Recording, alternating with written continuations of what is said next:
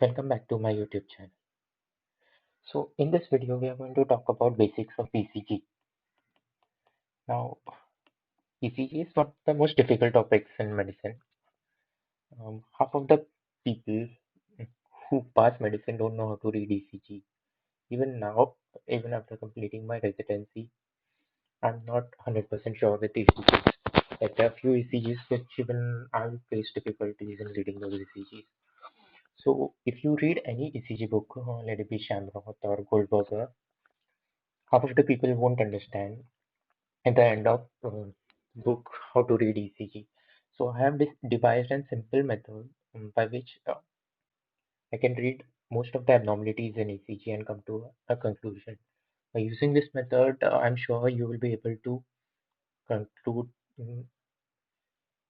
or come close to the diagnosis in 95% of the cases. So this method is not will not work 100% of the times, but I'm sure that it will work at least 95% of the time. So whenever you read a ECG, you have to be sure of few things. The first thing, what you will comment on a ECG would be rhythm. What is the rhythm? Whether it is sinus rhythm or it is something else. Okay. The next thing, what you will read in an ECG is rate. Okay. After reading rate, the third point would be axis, which is the axis of the ECG. Axis means towards which direction the vector that electrical activity from the SI node is traveling. Okay. After this, you have to read individual waves and then come to conclusion. Okay. Whenever you read ECG, don't directly jump to conclusion saying that it is ST elevation MI or something else. First read the rhythm, then rate, axis, individual waves, and then conclusion. Okay. So let's start with rhythm. Okay.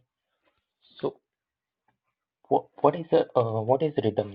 Normally, our heart has a sinus rhythm. Sinus rhythm means what it means that sinoatrial node (SAN) is the pacemaker. So what SA node when it fires at a rate of 60 to 100 beats per minute. So whenever SA node fires, what ECG we get is a P wave, that is positive deflection. The first positive deflection due to atrial contraction, then the QRS segment, QRS. This is QRS wave. This is due to depolarization of the atria. Then the T wave, that is due to repolarization of the ventricle. Okay, so this is what a sinoatrial is. So whenever the SI node is the pacemaker, you will get a P wave followed by QRS. So what is the definition of sinus rhythm? Sinus rhythm means all QRS are preceded by a P wave, and P wave is related to QRS constantly. So if you see the PR interval, that is the distance between beginning of P to the beginning of R is almost constant everywhere. So this is a sinus rhythm. So if the PR is not constant or if it is changing, it could be because of heart blocks or it is not a sinus rhythm. So this is basic about rhythm. Now what other feature of sinus rhythm is that the RR interval and the PP interval, the distance between two R waves in the entire ECG is constant. The distance between the two P waves in the entire ECG is constant. If it is not constant, then it produces a rhythm which is irregular. Now, irregular rhythm could be of many types. Now, based on rhythm, you can divide the ECG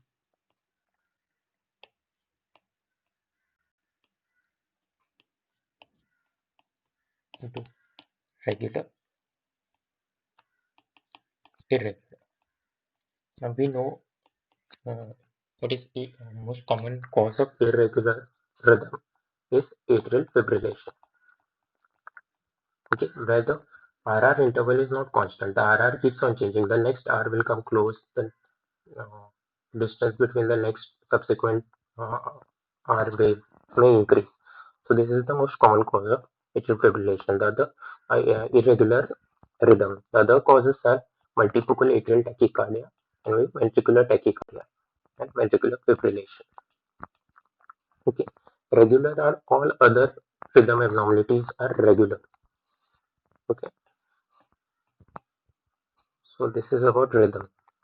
Then once you know the rhythm is regular, then the next thing you have to do is calculate the rate. How you calculate rate? There are various formulas given in Shamrock which are quite difficult to remember. So what we can do is that in your ECG, anywhere in your ECG, just find any R wave which is coinciding with the dark line. This dark line which you can see. If the R wave is coinciding with the dark line, then you see this R wave. Then you see the next R wave. So if this next R wave comes here in the subsequent dark wave, then the rate is 300 beats per minute. If it comes here, then it is 150. If it comes here, it is 100. If it comes here, it is 75, 60, 50. With each subsequent dark line is 300, 150, 100, 75, 60, 50. If the if in this ECG, suppose if in this ECG, if the next QRS was here, the rate would be 300. If it was here, then the rate would be 150. So directly, if it is in between them, then you can just say like the rate is between 150 to 300. Then you can give a rough rate, okay, based on this. Okay, it is a simple method. Otherwise, you will have to remember a lot of formulas like 3000, 300 divided by large boxes and all. So it is quite difficult to remember those, and calculation is a problem. So this directly, whenever you see a ECG, you can directly say that in this ECG, I can say the rate. See here, it is not coinciding with this, so rate is not 300. Not coinciding with this stuff, so rate is not 150. Not with this, so rate is not 100. It is coinciding with the next one, so the rate is 75. Okay. After you comment on the rate, now you come to axis. For axis, what I remember, which leads I remember is that lead 1 and AVF, which are the two perpendicular leads. So what I do is that just plot. So this is lead 1, which is positive. This is negative lead 1, positive AVF, negative AVF. Okay. So roughly I'll see whether QRS in lead 1 is positive or not. So it is positive. If it is, if you can exactly mark how many positive, like 5 or 6 positive, but roughly it is positive. So I'll mark on this and look for AVF next. Now AVF is also predominantly positive here. So here the axis will be normal axis, that is there is no deviation. If AVF was negative here, then I would mark here, then that will be left axis deviation. If lead 1 is negative and AVF is also negative, then the axis would be in this direction, that is extreme right axis deviation. Okay. If lead 1 is negative and AVF is positive, the direction would be this. So axis would be this. So this would be right axis deviation. Okay. So you need not remember all the leads. You just remember lead 1 and AVF. Look for the QRS, whether it is positive or negative. If it is positive, mark on the positive side. AVF, if it is positive, mark on the positive side. Uh, Then draw a line at the intersection. So that will give you the axis. So once you find out the axis deviation could be left axis deviation, right axis deviation, extreme right axis deviation, or it could be normal. Okay, normal axis is 30 to 110, 30 degrees to 110 degrees. Okay, after coming to axis, then the next step is to read individual waves. So individual waves, you need to remember one protocol here is that P wave is 2 into 2, QRS is 2.5 boxes. Okay. PR interval is 3 to 5 boxes. QTC, QT interval is 7.5 boxes. So if you remember what is normal, that is P interval is 2 into 2. This 2 into 2 small boxes. QRS is 2.5 small boxes. PR interval is 3 to 5 small boxes. QT is 7.5 small boxes. So if you know this is normal, then you trace each wave in lead 2. Okay, in lead 2, your P is positive, QRS is positive, S is positive. There is no abnormality in the wave. When we follow the TP segment, then again next P wave, QRS, everything is. So in this lead, whatever waves we find, all are normal. So you look for individual waves in all the leads. So whenever you are reading leads, there is one protocol to be followed. Okay, so what protocol you have to follow is that you have to um, group these leads. So what you have to do is that first lead is lateral group or lateral leads. These are lead 1, AVL, V5, V6. This look at the lateral wall of the heart. Okay, lateral wall which is mainly comprised of left ventricle. Okay, then you come inferior leads. Inferior leads are 2, 3, and AVL. Okay, then comes anterior leads. Anterior V3 and V4. Septal, V1 and V2. Okay, so so so you have to, whenever you read waves, so I'll read waves in lead 1 AVL V5 V6 together. So I'll see lead 1, I'll see AVL, then I'll see V5, I'll see V6. Okay, then next I'll come to inferior leads. I'll see lead 2, lead 3, AVF, anterior leads V3 V4, septal V1 V2. So I'll read each and every wave in every ECG. So after we know this basics, let us see uh, some abnormalities in ECG.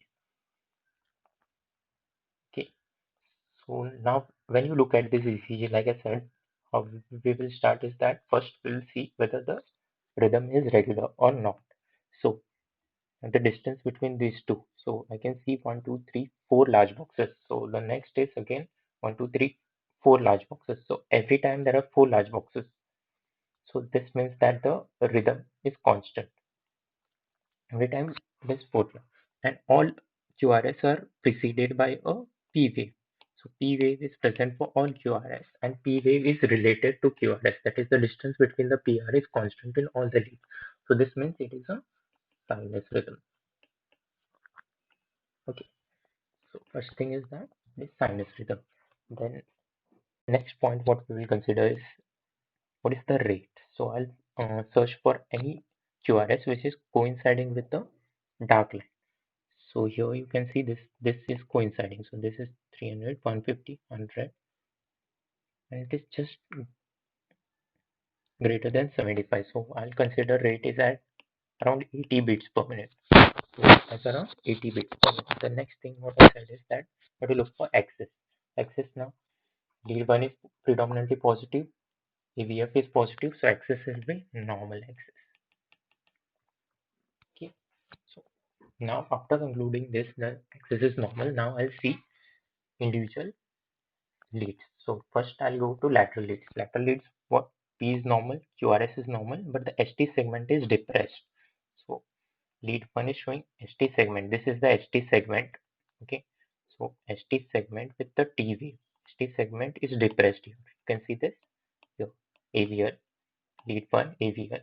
But if you see the same ST segment in V5 and V6, you can see that it is elevated above the, see if you can trace this, it is elevated above, it is elevated. So this, there is elevation from the baseline. So this is ST elevation.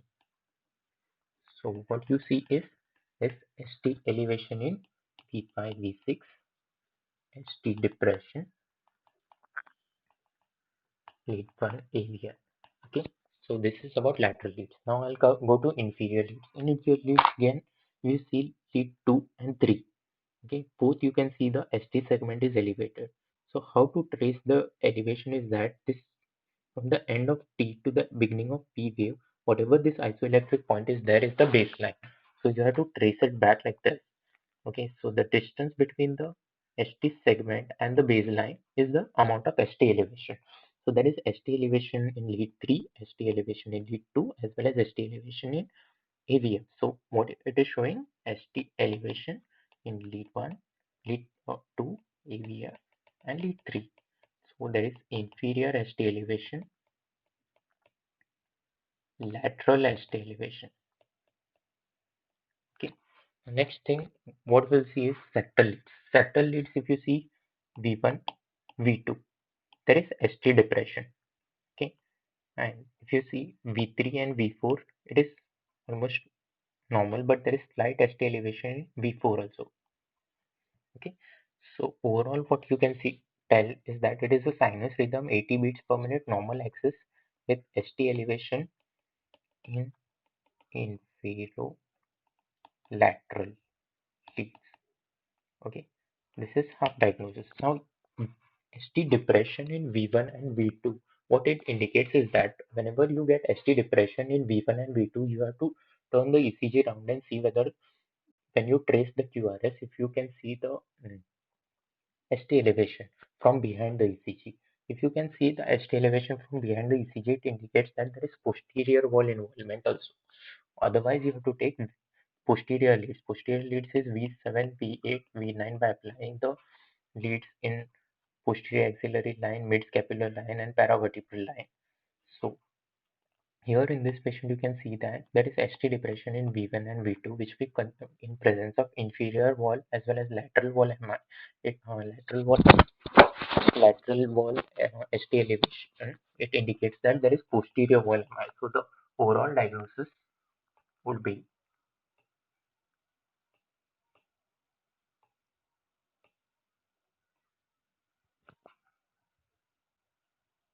infero posterior lateral wall myocardial infarction. Okay. So ST elevation is present in the inferior leads, that is lead 2, 3 AVF, ST elevation in V5, V6, as well as ST depression in V1, V2, which all indicates that there is myocardial infarction present in inferior, posterior, and lateral wall. Okay. Now directly skipping about the rhythm rate, I'll just tell you the abnormalities in this ECG. If you see this ECG, you can see that lead 1, if you trace, there is ST elevation in lead 1. So along with this, you see lead AVL, there is ST elevation in AVL. Okay. But if you see V5, V6, there is no ST elevation. Okay. Now coming to inferior leads, if you see inferior leads, there is ST depression. Okay. ST depression. Okay. So now coming to septal leads, in V1 there is minimal ST elevation, but in V2 you can see there is prominent ST elevation with loss of R wave in V2, and if you see V3 there is ST elevation, V4 there is ST elevation. So this ST depression, what it indicates is that these are reciprocal changes. So what are reciprocal leads is that for anterior wall, the reciprocal leads are inferior wall. Okay, for anterior wall, the reciprocal leads are inferior wall. So if there is ST elevation in anterior leads, there is ST depression in inferior leads. Okay, so what is the diagnosis is that anterolateral wall ST elevation MI in this patient. Okay, so as we all know, MI can present as two things. One with ST elevation, second one is ST depression. If there is ST depression, like if there was these leads were normal, this ST elevation in this leads was normal, and there was only ST depression in this leads, that would be non-ST elevation MI in inferior wall. Okay, provided these anterior wall are normal. Understood? Okay, so That was about it. Coming to this ECG. Now this ECG, the main thing which you'll observe is that if you see these two R waves and these two R waves, the distance between them is not same. Okay, the distance between them is not same. So one thing is that it is irregular. We see here, it is changing. The distance between the two R waves is changing. So the rhythm is irregular. When the rhythm is irregular, you cannot directly say what is the rate. Okay, if you want to calculate the rhythm, if it is abnormal, then what you have to do is that in 30 large boxes, how many R waves are there? And then multiply them by 10. So that will give you the rate. So if rhythm is irregular in 30 large boxes, count the number of R waves, then multiply them by 10. That will give you the rate. Okay. So once you calculate the rate, now again I'll see the axis. Lead 1 positive, AVL positive. So it is normal axis. Irregular rhythm, normal axis. But if you go to trace the waves, you cannot see P waves anywhere here. If these irregular things are not P waves. Okay. So if you see this any of the leads, there are no P wave. Absence of P wave. Absence of P wave is a feature of atrial fibrillation. Okay. In atrial fibrillation, the atria are fibrillating, they are not contracting. If they are not contracting, there is no P wave generated on the ECG.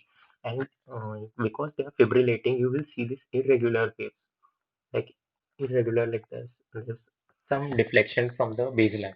These are called as fibrillary waves. If the rate is very high, you will get like coarse fibrillary waves. If the rate is slow like this, you will get this. These are the fine fibrillary waves. Okay, so the diagnosis for this is that rhythm is irregular. Then rate we have to calculate by counting 30 large boxes R waves multiplying them by 10. Axis is normal, and there is absence of P waves. This indicates there is atrial fibrillation. Okay. Now, if you see this ECG, what the characteristic abnormality you can see is that if you see the RR wave,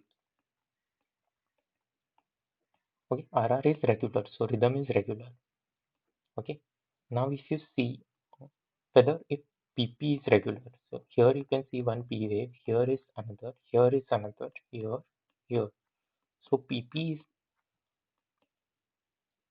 is regular. However, all P's are not related to QRS. See, this P there is no QRS. This P is related to QRS. This P is again not related to QRS. So this means this is not sinus rhythm or there is a block. Okay, but if you see this PR and this PR, it is constant. So that means there is a block in conduction. Block in conduction. So block can occur at AV node or in the bundle branches. Now, if the block is in the AV node, QRS is normal.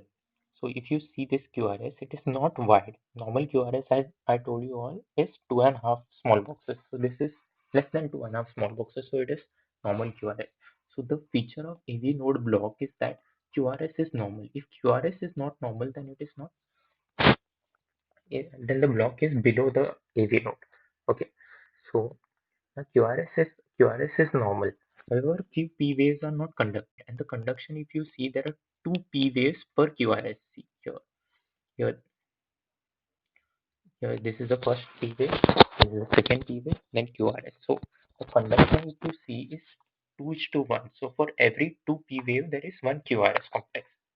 Okay, so this indicates that there is 2:1 hard block. 2:1 hard block. Block is in the AV node. 2:1 hard block. It is a type of second degree hard block. It is a type of second degree hard block. Okay. Now after this, to calculate the RR rate, RR rate is 300, 150, 75, 60, 50,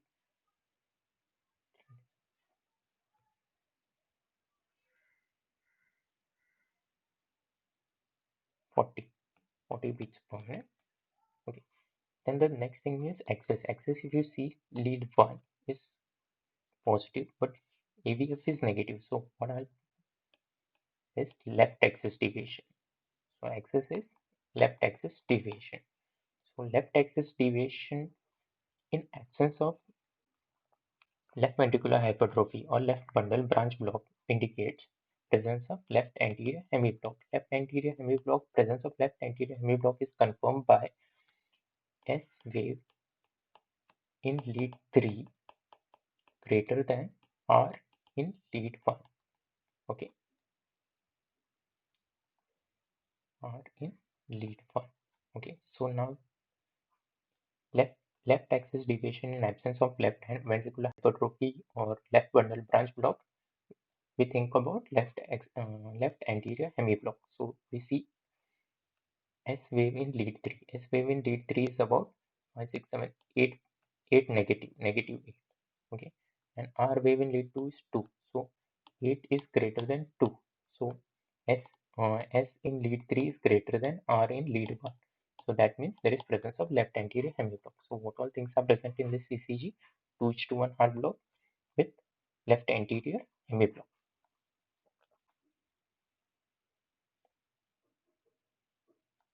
Okay, we quickly skip through these ECGs. Okay, this is more important for MBBS level. Okay, if you see this ECG, okay, this is a regular. The RR interval is constant everywhere, but the prominent feature, if you see the R waves in the lateral leads, that is V4, this is V4, V5, and this is V6, are tall. Okay, so there's some criteria called as Sokolov-Lyon criteria. Name you need not remember. That is, you have to calculate S wave in V1 or V2 plus R wave in V5 or V6. So S wave here is 5, 10, 15, 20, 22 plus S wave in V5 or V6. I'll take V6. Okay, 5, 10, 15, 20, 25, 30 plus 30. This is 52. If R wave in V1, V2 or R plus R wave in V5, V6 is greater than 35 millimeter, it indicates there is presence of left ventricular hypertrophy. Okay, that is S wave in V1 or V2 with R wave in V5, V6. If you count here, it is 52. That means there is left ventricular hypertrophy. Also, if you see the V4, V5, V6, the ST segment is depressed with T wave is negative. So ST segment is depressed with T wave negative. It is not the sign of ischemia.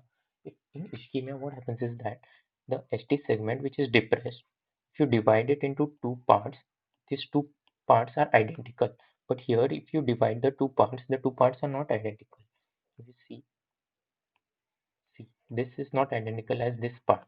That means this is asymmetrical ST ST depression or ST asymmetrical T inversion, which indicates there is strain pattern. So the diagnosis of this ACG is LVH with strain.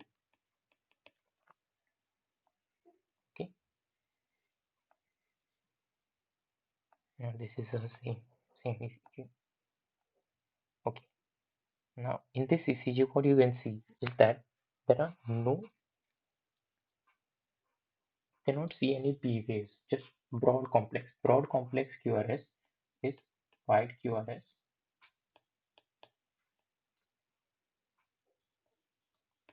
means more than 2.5 small boxes.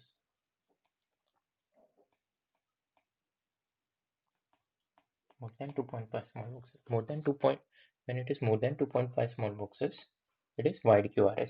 Now in this ECG you can see that the QRS is almost like 5 millimeter, that is 5 small boxes. So this is wide QRS, wide QRS. Other thing you can see is that if you calculate the rate of QRS, it is almost about 300. So that is tachycardia.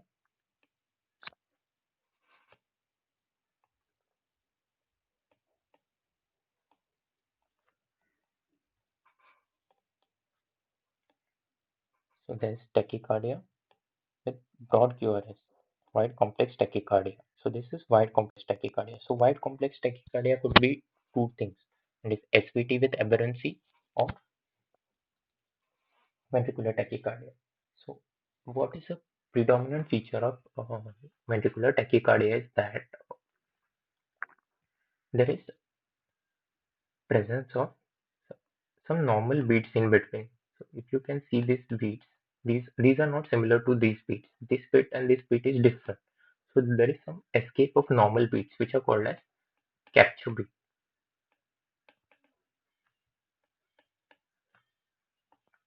Okay. Also, capture beat. Along with that capture beat, if you can see this wave is due to fusion of normal wave with VT wave. So this is called as fusion beat. So if you can demonstrate in ECG a fusion beat or a capture beat, it means it is ventricular tachycardia. Otherwise, it is SVT. Okay. So another feature is that presence of EV dissociation.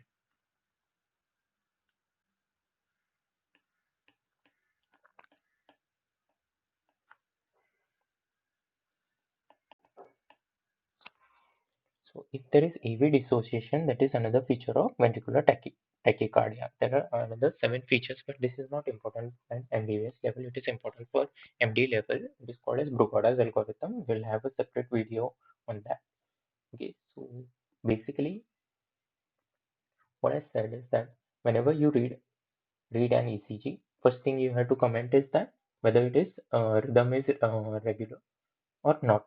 If it is irregular, then comment upon presence of P wave or absence of P wave. If there is presence of P wave, it points towards multifocal atrial tachycardia. Absence of P wave, it points towards atrial fibrillation. Next thing is that you calculate rate of the ECG. So rate, the method which I showed you, is the easiest method to calculate the rate, and it's a faster method to calculate rate. And after that, you comment about the axis, whether the axis is normal axis or there is some deviation. Then you feed individual waves based on whether they are lateral group ECGs, inferior, anterior leads.